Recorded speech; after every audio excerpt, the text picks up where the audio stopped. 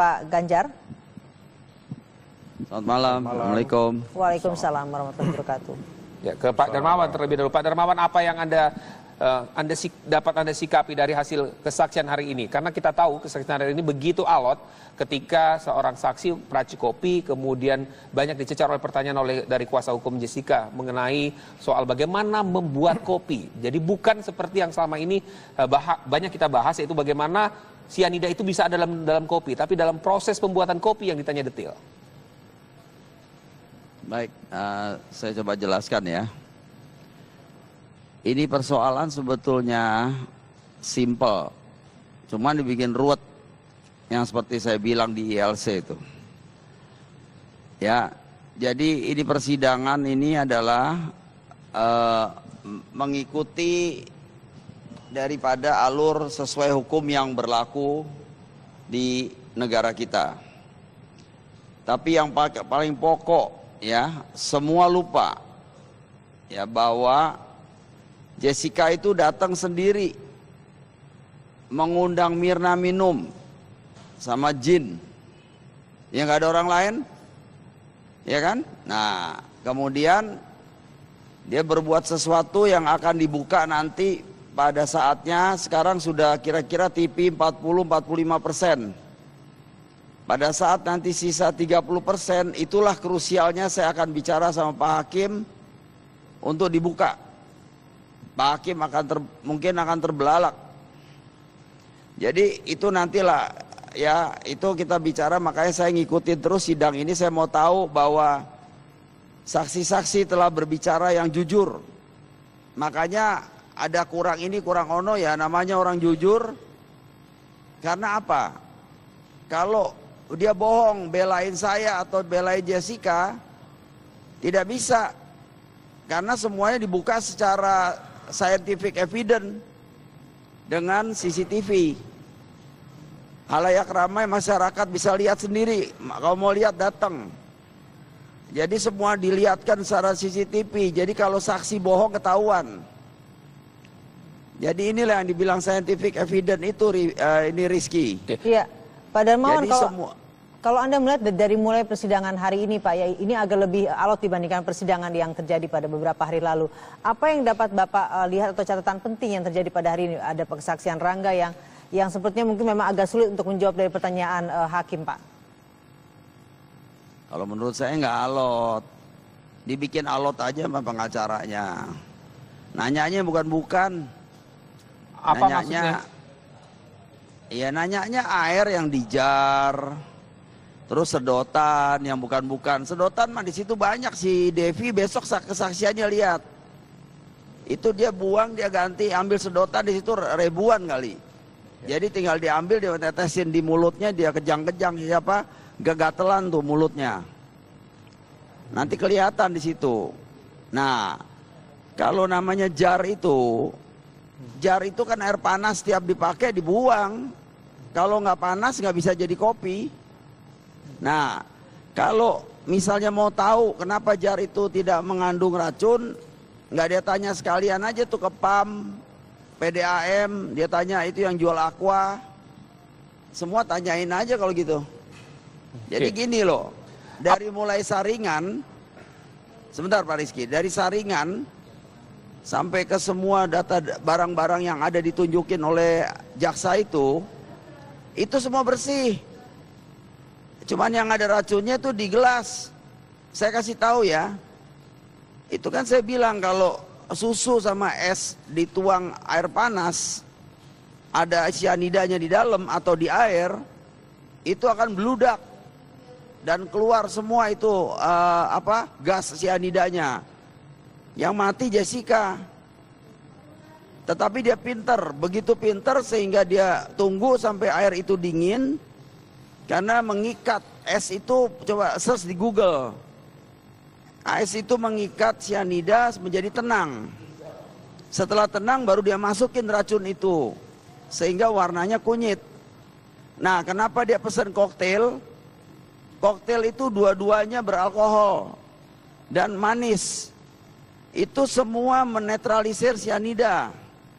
Kalau nanti dipaksa Mirna dia nyoba, karena Mina udah keburu tumbang. Kalau nggak tumbang saya rasa sama anak saya disuruh minum tuh. Karena anak saya pinter orangnya. Nggak keburu. Dia udah langsung tumbang begitu. Dia mau paksa Jessica minum kali itu kayak saya. Lu coba nih Jess, lu beliin gua apa nih? Gitu. Dia siap. Dia sudah minum itu alkohol sama gula tadi, jadi tidak apa-apa. Seperti Ya, itu. baik Pak Darmawan. Saya coba tanya ke Pak Ganjar kalau begitu. Pak, bagaimana membuktikan scientific evidence tadi itu? Kalau memang ternyata tadi ada yang dipertanyakan oleh kuasa hukum, ada sedotan yang digunakan oleh Mirna itu hilang, kemudian tadi air panas yang campuran air panas itu juga ternyata dibuang. Memang terlihat memang menurut Pak Darmawan itu hal yang dibuat-buat, dipertanyakan yang sehingga menjadi alot. Nah, tapi menurut Pak Ganjar bagaimana, Pak? Baik. Pertama saya menyampaikan tentu ikut prihatin dengan kasus ini ya, dan saya juga bersimpati dengan Pak Darmawan yang putrinya sudah menjadi korban. Gitu ya. Tetapi untuk melihat kasus ini, saya ingin sama-sama Pak, saya ingin mengajak kita agak mundur sedikit pada awal-awal sejak kasus ini terjadi ya. Jadi begini, pada saat kasus ini terjadi diberitakan, saya sudah membayangkan bahwa kasus ini dibilang sulit tidak, tapi dibilang mudah pun tidak. Karena akan terjadi proses pembuktian yang menggunakan metode-metode yang modern. Ya. Kenapa saya bilang metode modern? Karena kalau mengacu kepada metode yang ada di KUHP, ya, prinsipnya masih berlaku. Ya, tetapi dalam perkembangannya kita butuh pembuktian-pembuktian yang bisa mengaitkan dengan suatu peristiwa pidana yang sudah terjadi. Nah, yang saya maksud begini misalnya ya. Kalau kita mau bicara yang valid 100% dari sisi pembuktian menurut hukum, ya, tindak pidana yang terjadi kan pembunuhan. Pembunuhan adalah hilangnya nyawa seseorang. Nah, kalau misalnya kita mencari bukti yang paling valid adalah kalau peristiwa pembunuhan ini ada alat bukti yang cukup. Nah, selama ini kita mengandalkan alat bukti keterangan saksi. Ya, padahal ada 4 alat bukti lain. Nah, sekarang saya mengajak kita semua melihat begini. Keterangan saksi itu, keterangan yang disampaikan oleh seseorang yang melihat sendiri, atau mengalami sendiri, atau mendengar sendiri peristiwa pidana. Nah, dalam kasus ini, akan valid kalau ada orang bisa memenuhi syarat sebagai saksi bila ia melihat ada yang memasukkan racun. Ia mendengar ada yang memasukkan racun, ia mengalami sendiri. Ya, atau melihat orang meninggal akibat racun, mendengar orang meninggal akibat racun, atau mengalami sendiri, which is ini sudah menjadi korban kan. Nah, kalau mengacu kepada pengertian yang ada di KUHP, yang saya bilang tadi metode yang sudah lama walaupun prinsipnya masih valid, dalam kasus ini jauh-jauh hari saya sudah bilang bahwa penyidik, sekarang penuntut umum, mestinya tidak punya alat bukti keterangan saksi. Karena tidak ada orang yang melihat, mendengar dan mengalami sendiri peristiwa itu, kecuali pelaku dan korban. Gitu ya. Nah, sehingga seharusnya dalam perkara ini yang diandalkan bukan alat bukti keterangan saksi, tetapi alat bukti lain. Kita punya, masih ada petunjuk, masih ada surat, masih ada keterangan ahli, dan nanti keterangan terdakwa. Nah, ini yang seharusnya digali. Nah, bagaimana dengan yang sudah terjadi? Saya terus terang saja, saya tidak mampu mengikuti proses persidangan ini langsung maupun di media, menyaksikan, tetapi mengikuti dari perkembangan berita. Dan itu pun saya harus berhati-hati karena kadang-kadang pemberitaan juga tidak tepat betul sebagaimana yang tadi Pak Darmawan bilang harusnya lihat sendiri di pengadilan. Nah, cuma dari perkembangannya begini, saya khawatir sejauh ini yang kita harapkan bahwa kasus ini akan terkuak lebar, ini memang masih sedikit-sedikit. Ya. Artinya begini, saya memahami bahwa penegak hukum, penyidik dan penuntut umum sekarang menggunakan scientific method. Ya. Tetapi kita harus paham bagaimana membahasakan scientific method ini nanti kepada publik, supaya publik juga jelas ya, walaupun ini kepentingannya pembuktian di pengadilan kepada hakim. Artinya menurut Pak Ganjar susah, scientific itu, metode itu susah untuk diterima masyarakat, begitu? Publik tentu tidak terbiasa ya, walaupun begini, kalau kita lihat di TV-TV sudah banyak film-film yang menayangkan bagaimana scientific method bekerja. Nah, tapi yang saya ingin lihat adalah bagaimana scientific method digunakan di dalam kasus ini. Ya, keterangan orang-orang yang sudah tampil sebagai saksi tadi itu kan harus dikaitkan bagaimana ia kemudian mempunyai nilai hukum secara pembuktian. Nah, saya tidak mau menyepelekan, meremehkan hal-hal seperti misalnya begini. Kalau kita bicara alat bukti yang valid, saksi, tidak ada saksi yang melihat Jessica memasukkan racun. Sehingga kita tinggalkan upaya untuk mencari alat bukti itu. Kita cari alat bukti lain. Nah, misalnya sekarang begini, sedotan. Kenapa sedotan menjadi penting? Saya membayangkan di sedotan itu ada sidik jari pelaku. Baik, Pak Ganjar. Misalnya begini, kan tadi dibicarakan. Ya, Pak Ganjar. Misalnya dibicarakan Pak Ganjar. SOP-nya ya. Pak Ganjar, saya potong sampai di situ. Nanti kita lanjutkan soal sedotan ini, karena menurut Anda itu merupakan bagian penting ya. Karena ada sidik jari pelaku di sana. Kita lanjutkan lagi nanti, usai jeda pariwara berikut. Mirna Salihin dan juga dari pakar hukum pidana Mas Ganjar Laksmana, kami sampaikan dulu kabar terkait. Jaksa penuntut umum Ardhito menilai keterangan saksi sesuai dengan berita acara pemeriksaan yang telah dibuat. Meski demikian, seorang saksi sempat dianggap kurang memahami pertanyaan hakim. Saksi-saksi tadi di depan itu menurut kami itu pada pokoknya tidak keluar dari berita acara pemeriksaan yang sudah ada dalam berkas perkara. Pak, tapi kalau misalnya kita melihat dalam perbincangan tadi persidangan bahwa keterangan saksi ini terlihat berbelit-belit. Bagaimana dengan tanggapan dari JPU sendiri, Pak? Kalau menurut saya itu sebenarnya bukan berbelit-belit, tapi kelihatannya kesulitannya dia untuk menganalisa apa pertanyaan hakim dan maksud pertanyaan hakim. Jadi saya tadi melihat sebenarnya hakim menanyakan peristiwa ataupun keadaan teko ya atau jak yang dia sebut khusus pada hari dan tanggal itu, pada detik itu dia kemanakan, tapi yang dijawab sebenarnya adalah kondisi teko atau jak yang pada umumnya kalau dia melihat sesuatu teko itu setelah disajikan. Artinya itu missnya dia saja. Jadi dia kurang memahami saja pertanyaan hakim atas maksud dari pertanyaan untuk setelah dikemanakan teko itu. Biasanya dia begini, tapi tadi agaknya itu yang tidak pas, tapi tadi akhirnya sudah kami dapat poinnya bahwa pada hari itu untuk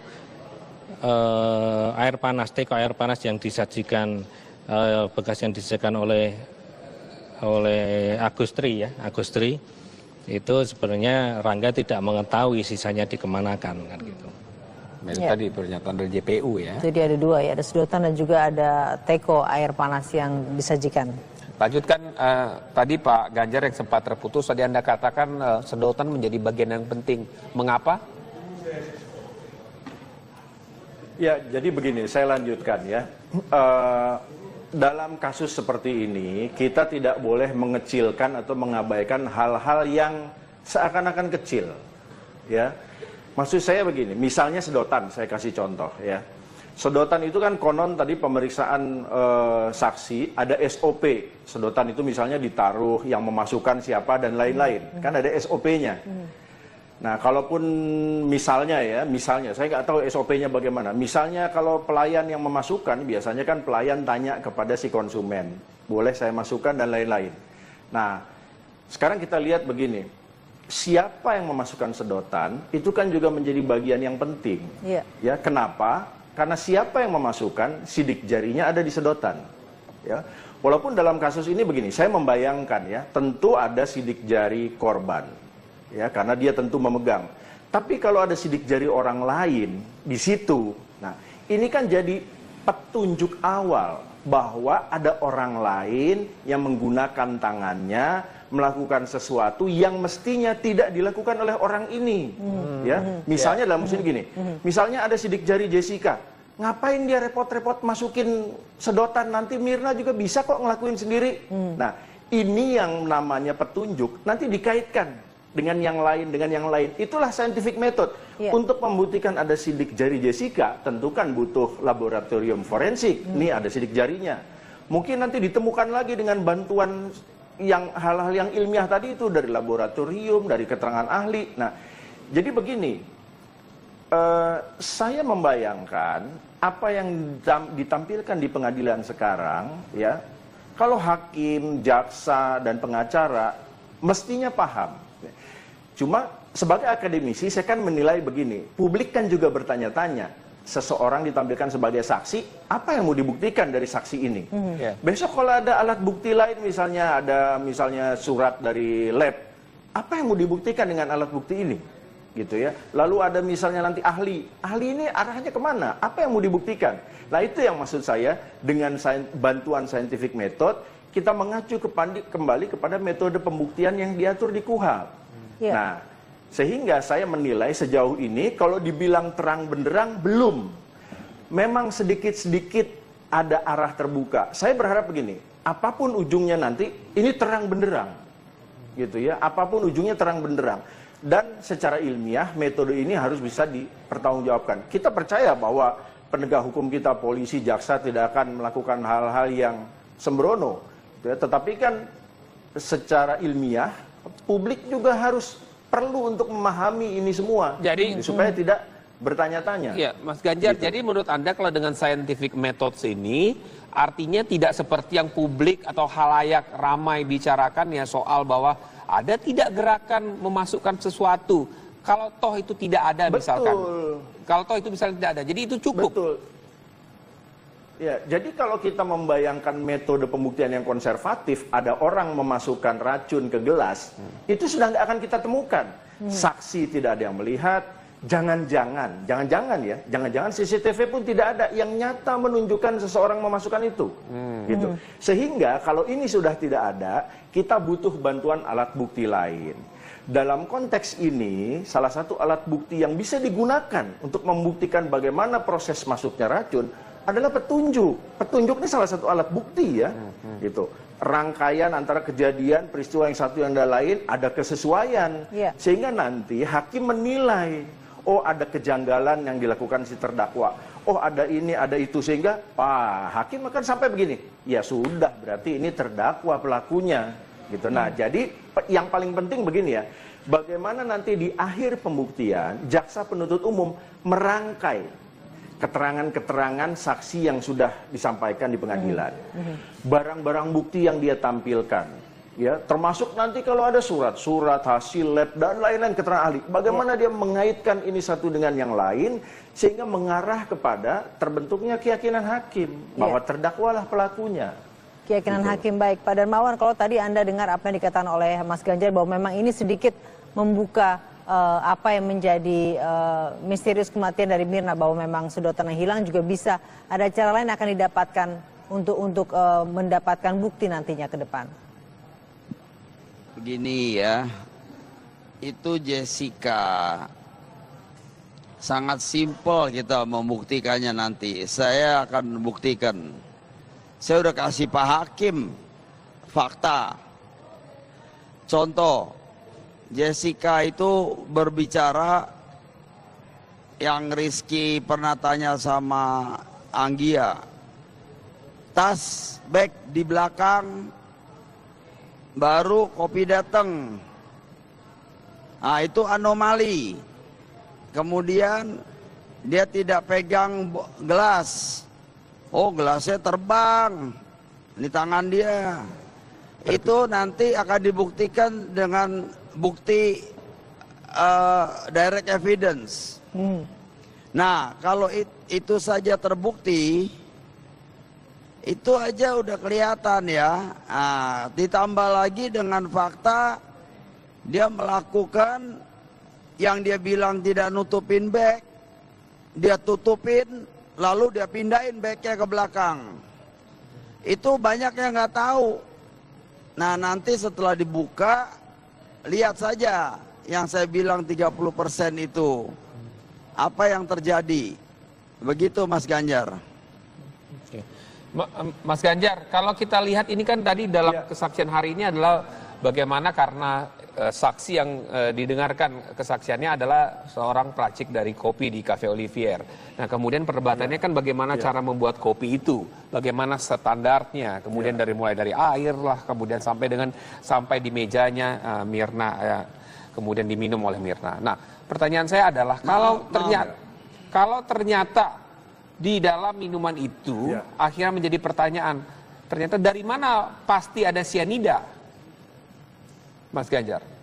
Ya begini, kepastian ada sianida itu kan karena korban minum lalu meninggal. Iya. Ketika meninggal diperiksa oleh dokter. Nah, dokter menyimpulkan satu, korban sudah meninggal. Dua, penyebab meninggal adalah ditemukannya sianida di dalam tubuh korban. Tiga, sianida itu berasal dari minuman. Gitu. Jadi waktu dokter menyatakan meninggal karena ditemukan sianida di dalam tubuhnya, tentu kan penyidik selanjutnya mencari, loh kok gimana ini sianida bisa masuk ke dalam tubuhnya? Ternyata sianida ada di dalam kopi. Gitu. Jadi kan runtunannya begitu. Nah, tugas selanjutnya adalah mencari tahu bagaimana sianida bisa masuk ke dalam kopi. Ini secara pembuktian harus mulai dari situ ya. Kita jangan terburu-buru mencari orangnya. Ya, kita cari bagaimana sianida bisa masuk. Berarti ada yang memasukkan. Bukan karena, mohon maaf misalnya yang konyol ya, ada bocor genteng di atas, sianida netes ke bawah. Bukan karena itu. Sianida masuk oleh perbuatan manusia. Nah, baru kita cari siapa manusia yang memasukkan. Nah, dengan metode pembuktian yang konservatif kita nggak nemu karena tidak ada saksi. Gitu. Sehingga kita membutuhkan metode lain dengan alat bukti lain. Keterangan ahli kan tidak mungkin menunjukkan bahwa Jessica sebagai orang yang memasukkan. Surat juga tidak mungkin. Nah, sehingga petunjuk. Nah, petunjuk ini yang banyak sekali tadi itu.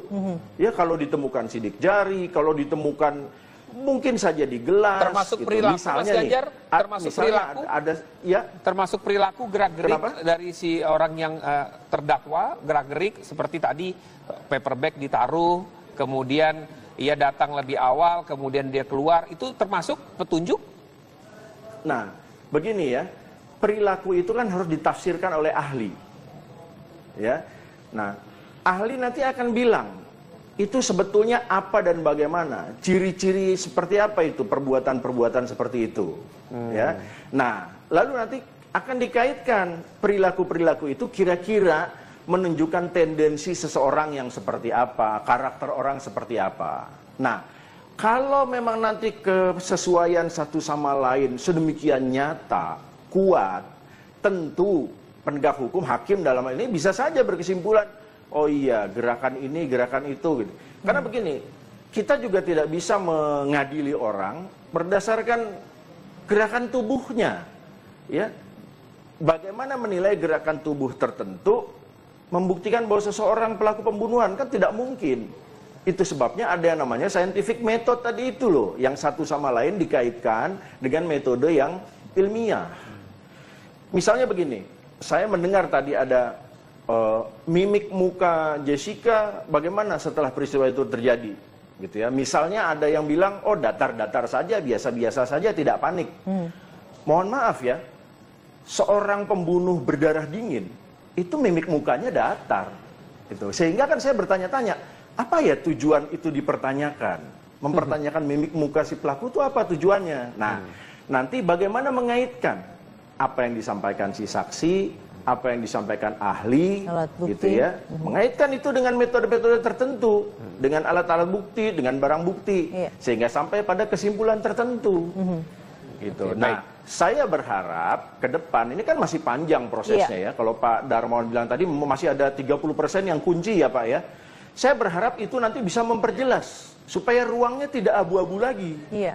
Gitu. Karena kalau ruangnya abu-abu, saya menyayangkan. Ya. Hukum sudah berkembang, metode pembuktian juga berkembang, gitu. Pak Darmawan, Pak. Boleh saya bicara? Ya, boleh saya potong? Silakan Pak. Saya terus terang banyak ketemu juga di TV swasta dengan para ahli ya. Dan seorang yang pengalaman.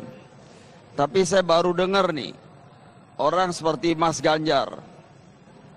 Saya salut dan angka 100 buat Mas Ganjar karena sama dengan apa yang di pikiran saya. Itu yang terjadi Mas Ganjar. Nah, ada plusnya lagi. Kita punya satu lagi kartu as. Yang bukan main itu asnya. Nanti kita buka komplit, tapi terus terang saya salut dengan Mas Ganjar. Baik. Apa yang di pikiran saya terbaca. Baik, artinya tidak sampai harus ada yang memasukkan atau terlihat gitu ya Pak Darmawan, pasti ada bukti lain. Oh, enggak. Rizky selalu ngomong gitu. Nanti lihat. Dia masukin. Ada bukti itu ya? Bukti itu, Pak. Baik. Ada. Baik, kita akan melihat pada persidangan Pak selanjutnya. Darmawan. Ya singkat saja Pak. Singkat saja Mas Ganjar. Saya tambahkan sedikit ini. Jadi kita tidak sedang mencari bukti Jessica memasukkan racun, ya. Tapi bukti yang bisa menunjukkan, gitu ya. Jadi petunjuk nih. Jadi dikaitkan.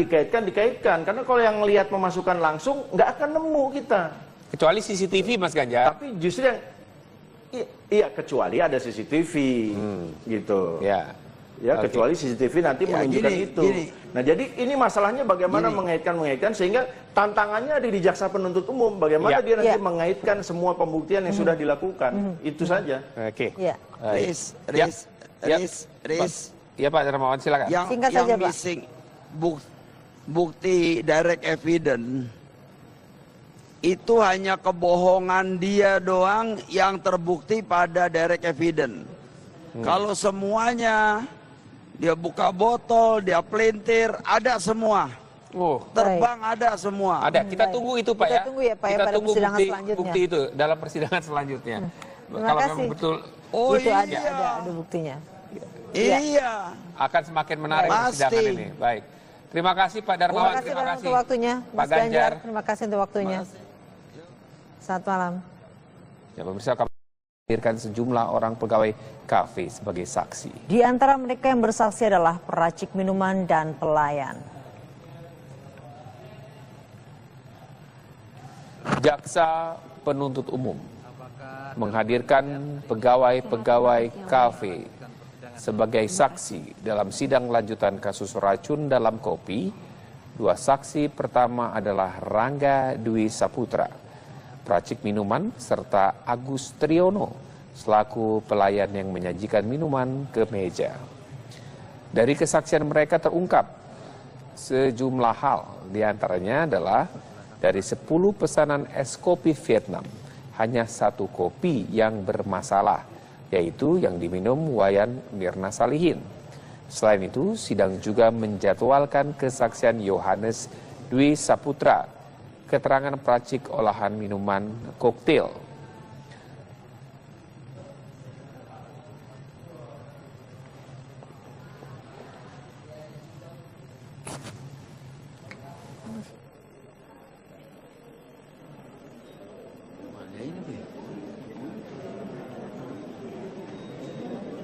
Sebenarnya duduk.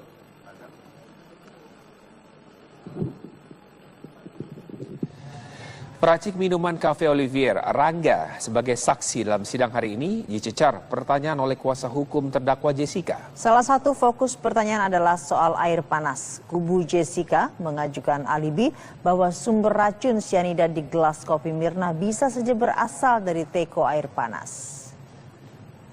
Saudara katakan ada barbeknya, ya, barbek itu di belakang bar maksudnya gitu ya. Nah, kemudian saudara juga tadi menjelaskan kalau air panas dimasukkan ke teko, itu air panas itu bisa dipakai juga untuk yang lain, untuk lebih daripada 1 gelas, begitu ya, lebih 1 gelas.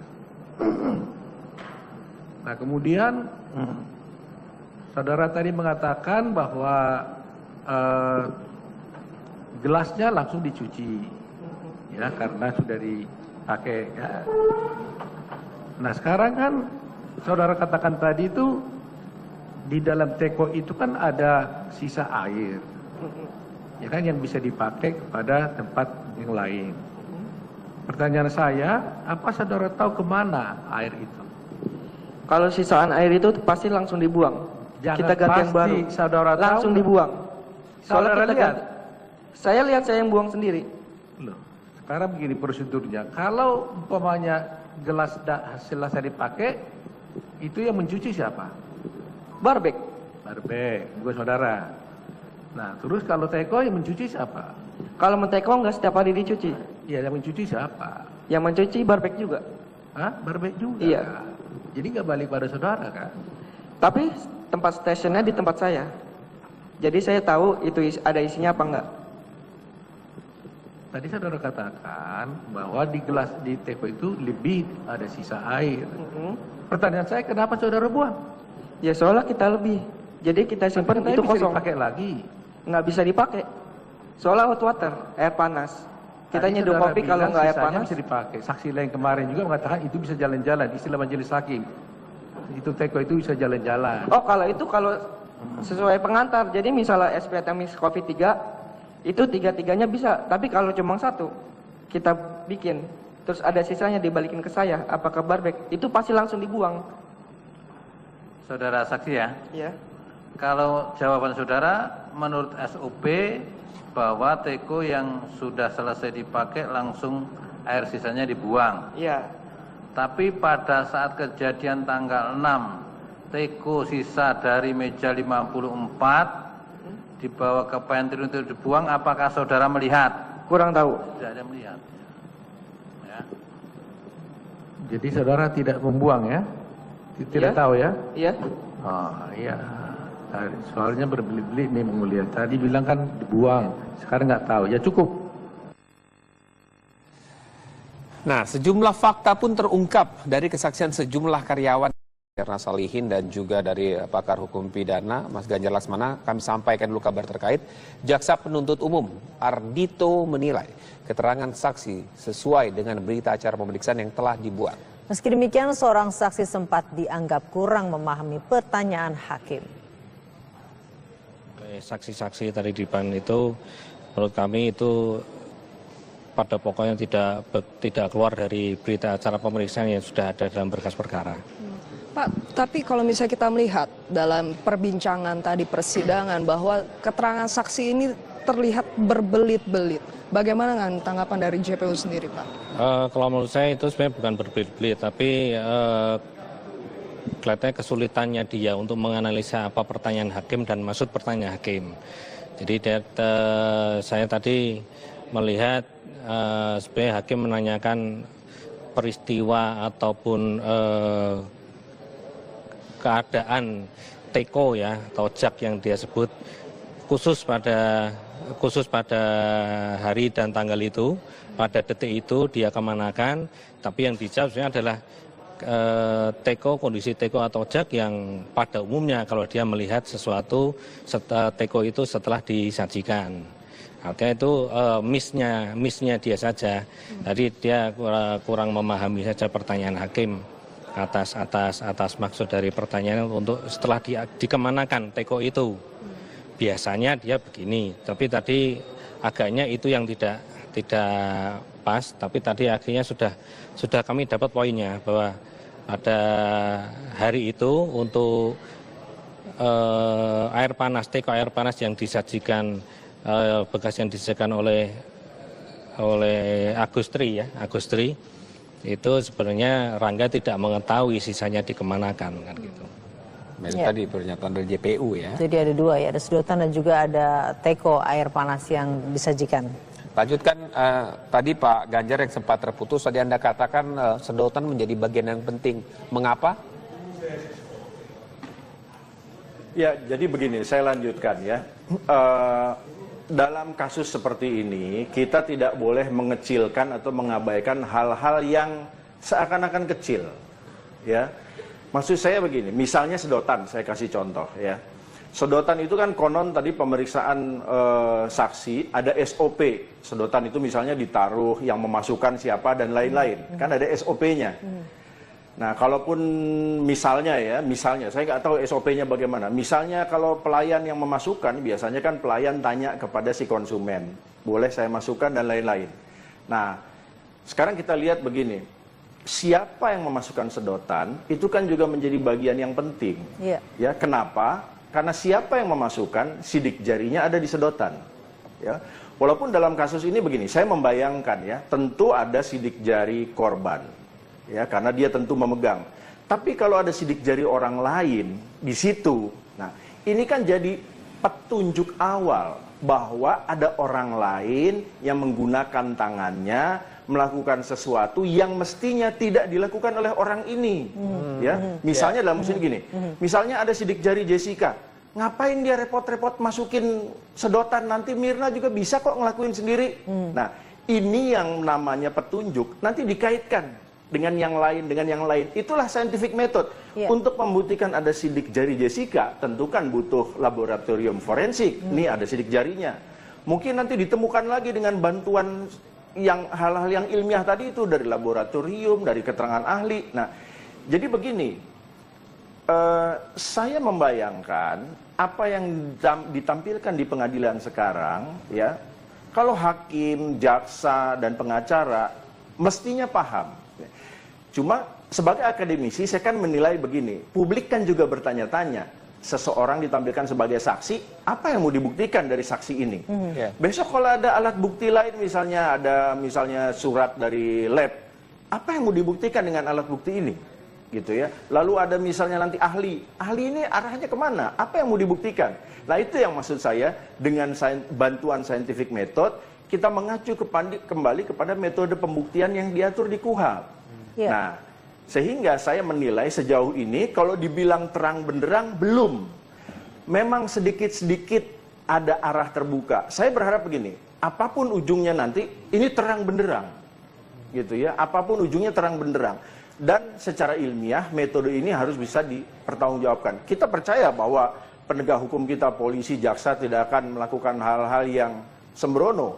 Gitu ya. Tetapi kan secara ilmiah publik juga harus perlu untuk memahami ini semua, jadi supaya tidak bertanya-tanya. Ya, Mas Ganjar, gitu. Jadi menurut Anda kalau dengan scientific method bahwa Jessica sebagai orang yang memasukkan surat juga tidak mungkin. Nah, sehingga petunjuk. Nah, petunjuk ini yang banyak sekali tadi itu. Ya, kalau ditemukan sidik jari, kalau ditemukan mungkin saja di gelas, termasuk gitu. Perilaku, misalnya Mas Ganjar, nih, termasuk perilaku, termasuk perilaku gerak-gerik dari si orang yang terdakwa, gerak-gerik seperti tadi paper bag ditaruh, kemudian ia datang lebih awal, kemudian dia keluar, itu termasuk petunjuk? Nah, begini ya, perilaku itu kan harus ditafsirkan oleh ahli. Ya, nah ahli nanti akan bilang itu sebetulnya apa dan bagaimana, ciri-ciri seperti apa itu perbuatan-perbuatan seperti itu, ya. Nah, lalu nanti akan dikaitkan perilaku-perilaku itu kira-kira menunjukkan tendensi seseorang yang seperti apa, karakter orang seperti apa. Nah, kalau memang nanti kesesuaian satu sama lain sedemikian nyata, kuat, tentu penegak hukum, hakim dalam hal ini bisa saja berkesimpulan, oh iya, gerakan ini, gerakan itu, gitu. Karena begini, kita juga tidak bisa mengadili orang berdasarkan gerakan tubuhnya, ya. Bagaimana menilai gerakan tubuh tertentu, membuktikan bahwa seseorang pelaku pembunuhan, kan tidak mungkin. Itu sebabnya ada yang namanya scientific method tadi itu loh, yang satu sama lain dikaitkan dengan metode yang ilmiah. Misalnya begini, saya mendengar tadi ada mimik muka Jessica bagaimana setelah peristiwa itu terjadi, gitu ya. Misalnya ada yang bilang, oh datar-datar saja, biasa-biasa saja, tidak panik. Mohon maaf ya, seorang pembunuh berdarah dingin itu mimik mukanya datar, gitu. Sehingga kan saya bertanya-tanya, apa ya tujuan itu dipertanyakan? Mempertanyakan mimik muka si pelaku itu apa tujuannya? Nah, nanti bagaimana mengaitkan apa yang disampaikan si saksi, apa yang disampaikan ahli, gitu ya, mengaitkan itu dengan metode-metode tertentu, dengan alat-alat bukti, dengan barang bukti, sehingga sampai pada kesimpulan tertentu, gitu. Nah, saya berharap ke depan ini kan masih panjang prosesnya ya. Kalau Pak Darmawan bilang tadi masih ada 30% yang kunci ya Pak ya.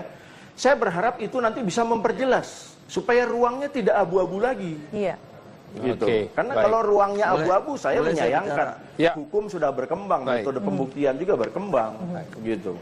Pak Darmawan, Pak. Boleh saya bicara? Ya, boleh saya potong? Silakan Pak.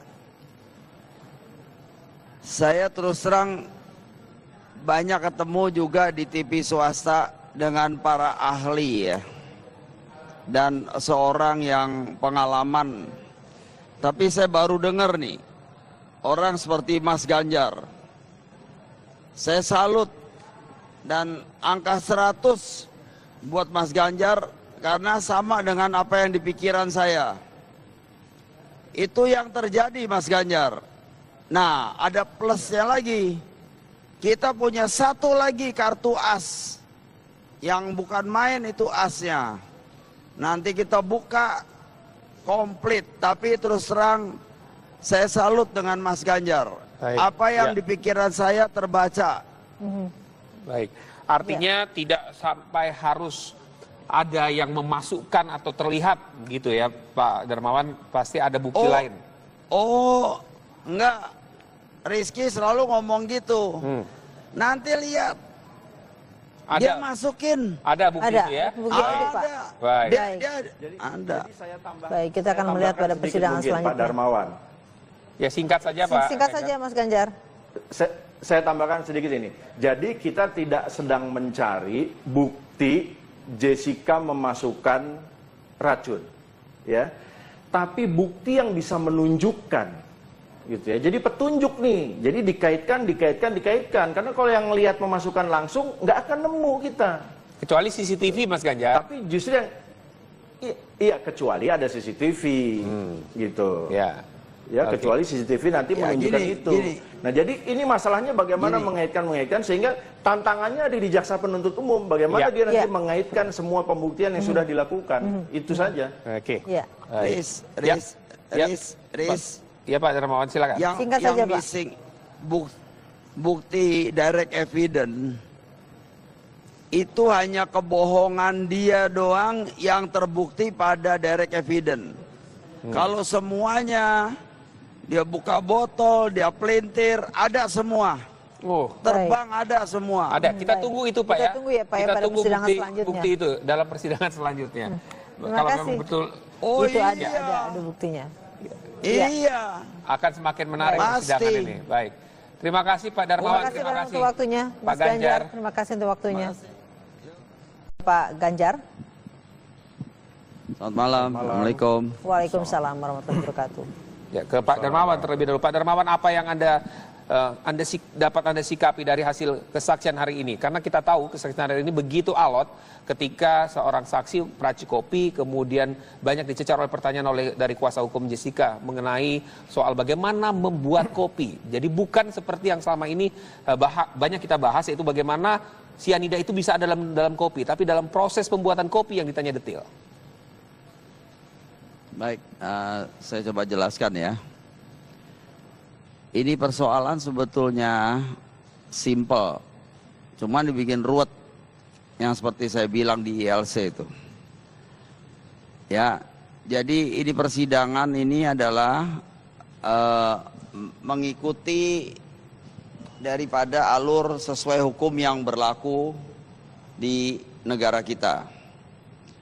Tapi yang paling pokok ya, semua lupa ya bahwa Jessica itu datang sendiri mengundang Mirna minum sama Jin, ya nggak ada orang lain, ya kan? Nah, kemudian dia berbuat sesuatu yang akan dibuka nanti pada saatnya. Sekarang sudah kira-kira TV 40-45%. Pada saat nanti sisa 30%, itulah krusialnya saya akan bicara sama Pak Hakim untuk dibuka. Pak Hakim mungkin akan terbelalak. Jadi itu nantilah ya, itu kita bicara, makanya saya ngikutin terus sidang ini. Saya mau tahu bahwa saksi-saksi telah berbicara yang jujur. Makanya ada kurang ini kurang ono ya, namanya orang jujur. Karena apa? Kalau dia bohong belain saya atau belain Jessica, tidak bisa, karena semuanya dibuka secara scientific evidence dengan CCTV. Halayak ramai, masyarakat bisa lihat sendiri. Kalau mau lihat datang. Jadi semua dilihatkan secara CCTV. Jadi kalau saksi bohong ketahuan. Jadi inilah yang dibilang scientific evidence itu ini Rizky. Iya. Pak Darmawan, Jadi kalau Anda melihat dari mulai persidangan hari ini Pak, ya ini agak lebih alot dibandingkan persidangan yang terjadi pada beberapa hari lalu. Apa yang dapat Bapak lihat atau catatan penting yang terjadi pada hari ini? Ada kesaksian Rangga yang yang sepertinya mungkin memang agak sulit untuk menjawab dari pertanyaan hakim, Pak? Kalau menurut saya nggak alot. Dibikin alot aja sama pengacaranya. Nanyanya bukan-bukan. Apa Nanyanya, maksudnya? iya nanyanya air yang di jar. Terus sedotan yang bukan-bukan. Sedotan mah di situ banyak, si Devi besok kesaksiannya lihat. Itu dia buang, dia ganti, ambil sedotan di situ ribuan kali. Jadi tinggal diambil, dia tetesin di mulutnya, dia kejang-kejang siapa? Gagatelan tuh mulutnya. Nanti kelihatan di situ. Nah, kalau namanya jar itu kan air panas, setiap dipakai dibuang. Kalau nggak panas nggak bisa jadi kopi. Nah, kalau misalnya mau tahu kenapa jar itu tidak mengandung racun, nggak dia tanya sekalian aja tuh ke PAM, PDAM, dia tanya itu yang jual aqua. Semua tanyain aja kalau gitu. Jadi gini loh, dari mulai saringan, sebentar Pak Rizky, dari saringan sampai ke semua data barang-barang yang ada ditunjukin oleh jaksa itu semua bersih. Cuman yang ada racunnya tuh di gelas. Saya kasih tahu ya, itu kan saya bilang kalau susu sama es dituang air panas, ada cyanidanya di dalam atau di air, itu akan beludak dan keluar semua itu gas cyanidanya. Yang mati Jessica. Tetapi dia pinter, begitu pinter sehingga dia tunggu sampai air itu dingin, karena mengikat es itu, coba search di Google. Es itu mengikat cyanida menjadi tenang. Setelah tenang baru dia masukin racun itu, sehingga warnanya kunyit. Nah, kenapa dia pesan koktail? Koktail itu dua-duanya beralkohol dan manis. Itu semua menetralisir cyanida. Kalau nanti dipaksa Mirna dia nyoba, karena Mirna udah keburu tumbang. Kalau nggak tumbang saya rasa sama anak saya disuruh minum tuh, karena anak saya pinter orangnya, nggak keburu, dia udah langsung tumbang begitu. Dia mau paksa Jessica minum kali itu kayak saya. Lu coba nih Jess, lu beliin gua apa nih? Gitu. Dia siap. Tots ini artinya tidak seperti yang publik atau halayak ramai bicarakan ya soal bahwa ada tidak gerakan memasukkan sesuatu. Kalau toh itu tidak ada misalkan. Kalau toh itu misalnya tidak ada. Jadi itu cukup. Betul. Ya, jadi kalau kita membayangkan metode pembuktian yang konservatif, ada orang memasukkan racun ke gelas, itu sudah nggak akan kita temukan. Saksi tidak ada yang melihat, jangan-jangan CCTV pun tidak ada yang nyata menunjukkan seseorang memasukkan itu. Gitu. Sehingga kalau ini sudah tidak ada, kita butuh bantuan alat bukti lain. Dalam konteks ini, salah satu alat bukti yang bisa digunakan untuk membuktikan bagaimana proses masuknya racun adalah petunjuk. Petunjuk ini salah satu alat bukti ya. Gitu. Rangkaian antara kejadian, peristiwa yang satu yang lain, ada kesesuaian. Sehingga nanti hakim menilai, oh ada kejanggalan yang dilakukan si terdakwa. Oh ada ini, ada itu. Sehingga hakim akan sampai begini. Ya sudah, berarti ini terdakwa pelakunya. Gitu. Nah, jadi yang paling penting begini ya. Bagaimana nanti di akhir pembuktian, jaksa penuntut umum merangkai keterangan-keterangan saksi yang sudah disampaikan di pengadilan. Barang-barang bukti yang dia tampilkan. Ya, termasuk nanti kalau ada surat-surat, hasil lab, dan lain-lain keterangan ahli. Bagaimana dia mengaitkan ini satu dengan yang lain, sehingga mengarah kepada terbentuknya keyakinan hakim. Bahwa terdakwalah pelakunya. Keyakinan hakim, baik. Pak Darmawan, kalau tadi Anda dengar apa yang dikatakan oleh Mas Ganjar, bahwa memang ini sedikit membuka apa yang menjadi misterius kematian dari Mirna, bahwa memang sedotan yang hilang juga bisa ada cara lain akan didapatkan untuk mendapatkan bukti nantinya ke depan. Begini ya, itu Jessica sangat simpel kita membuktikannya nanti. Saya akan buktikan. Saya udah kasih Pak Hakim fakta. Contoh, Jessica itu berbicara yang Rizky pernah tanya sama Anggia.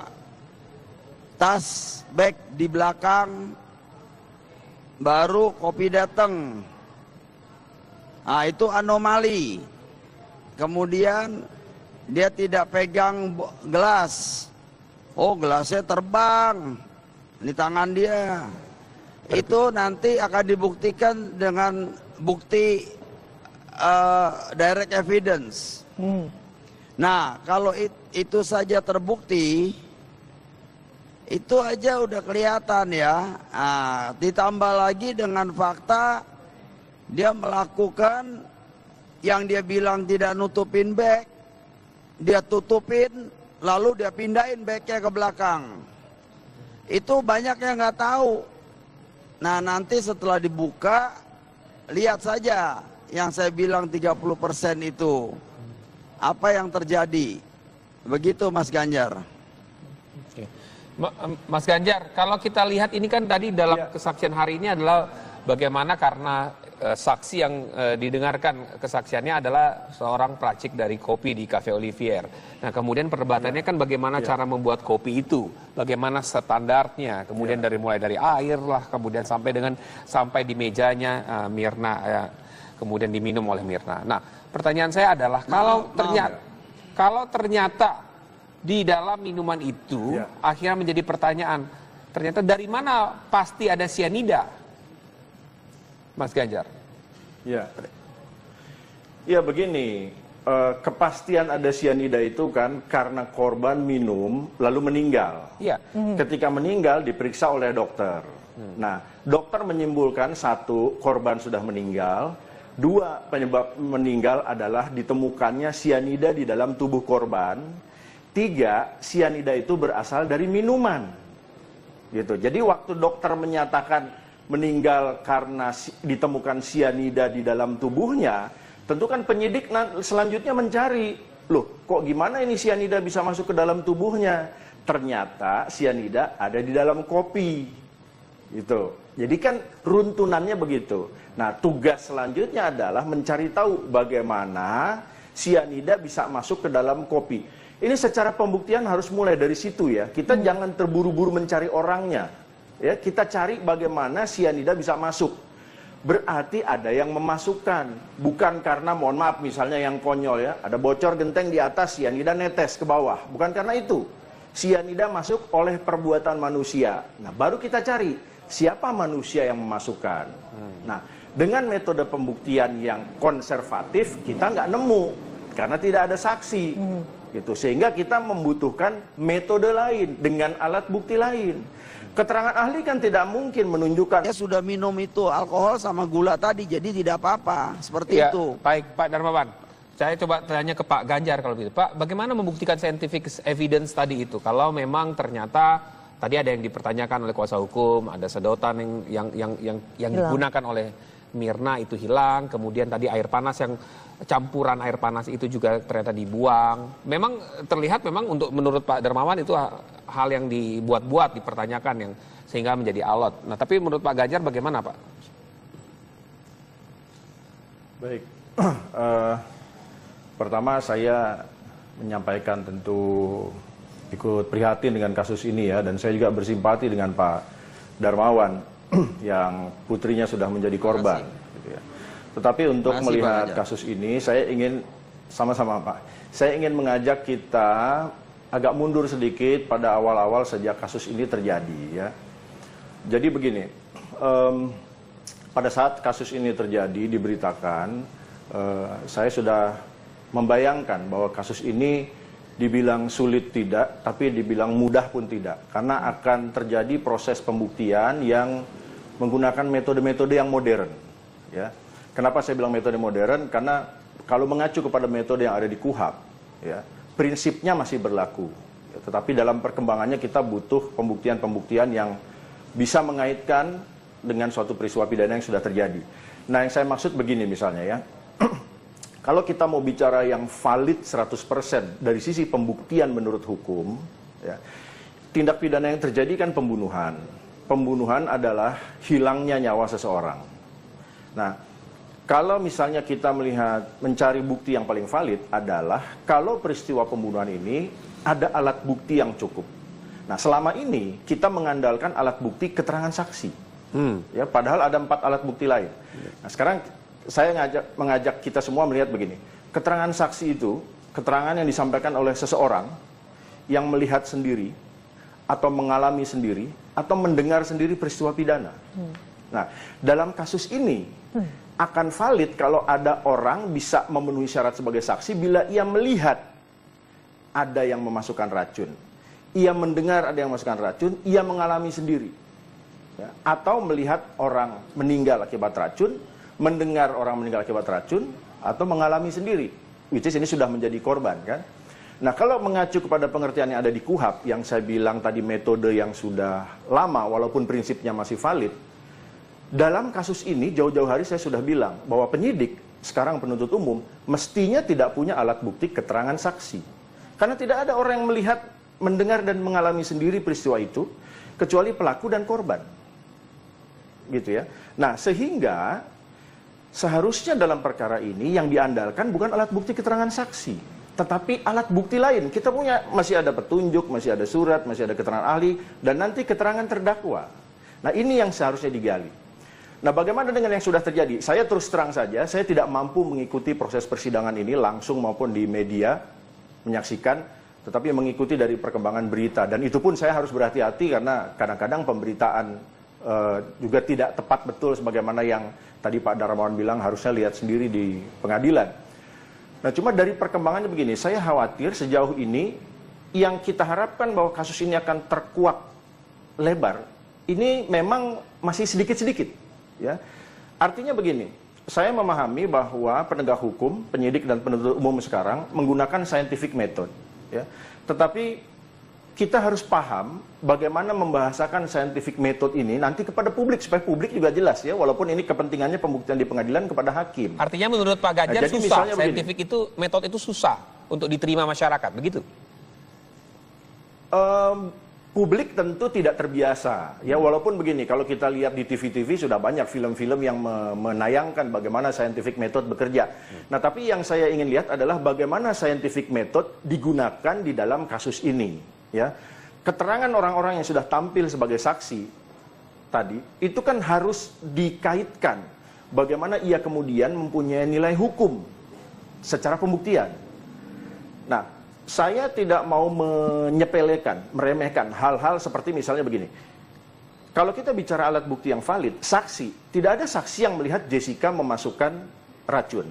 Sehingga kita tinggalkan upaya untuk mencari alat bukti itu. Kita cari alat bukti lain. Nah, misalnya sekarang begini, sedotan. Kenapa sedotan menjadi penting?